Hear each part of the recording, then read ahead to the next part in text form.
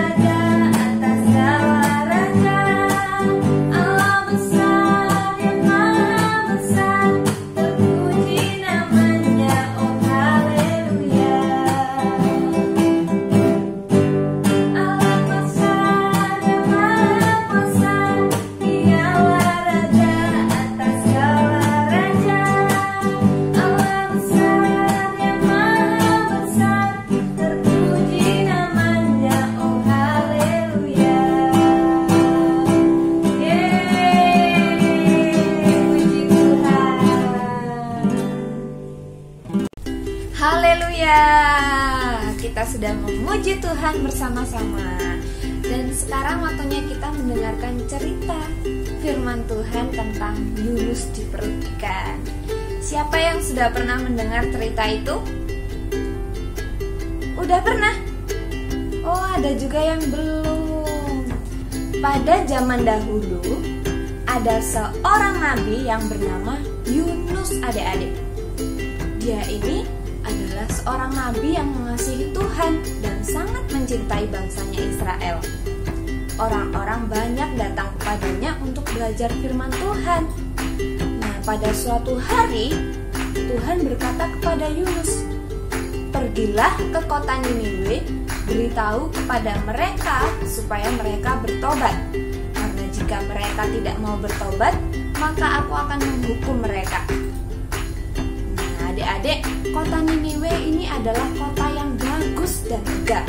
Tapi sayang, orang-orang yang di sana pernah mendengar tentang Tuhan Allah, mereka tidak mengasihi Tuhan dan tidak taat kepadanya.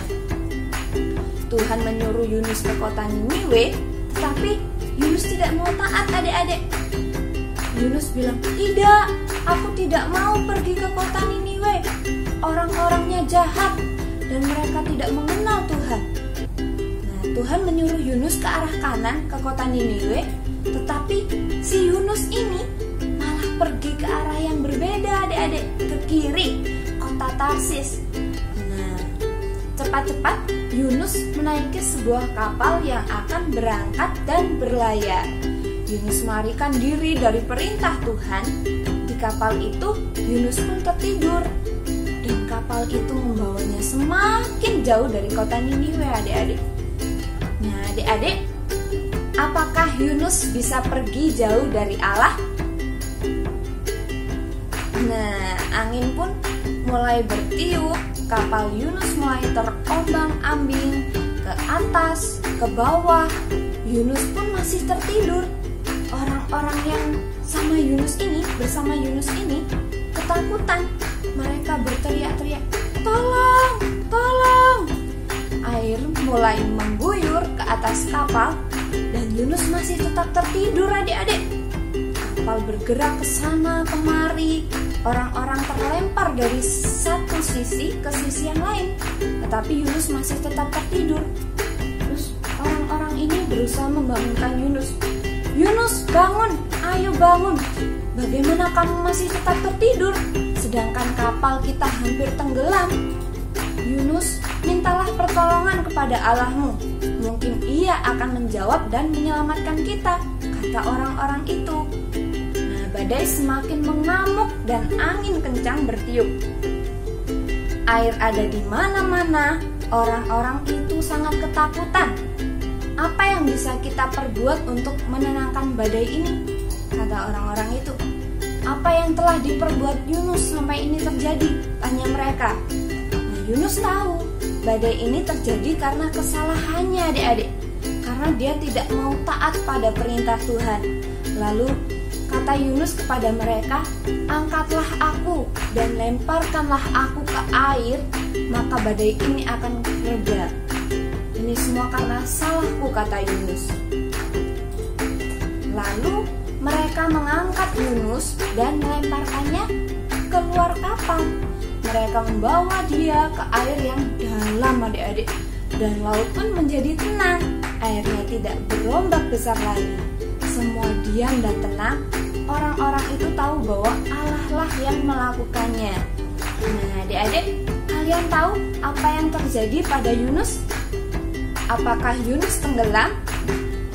Pasti tidak, karena Allah mengirim ikan besar untuk menelan Yunus.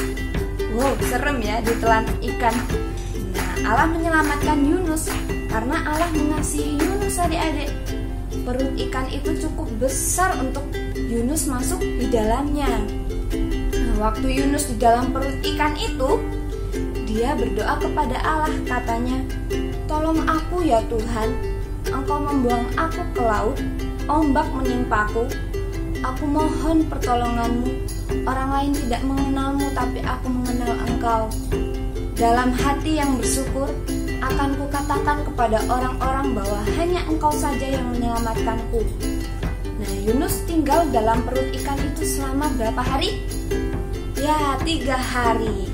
Nah, setelah itu ikan besar memuntahkan Yunus keluar ke daratan yang kering. Lalu Tuhan memerintahkan Yunus untuk pergi ke Niniwe. Kata Yunus, ya Allah, aku akan taat kepadamu.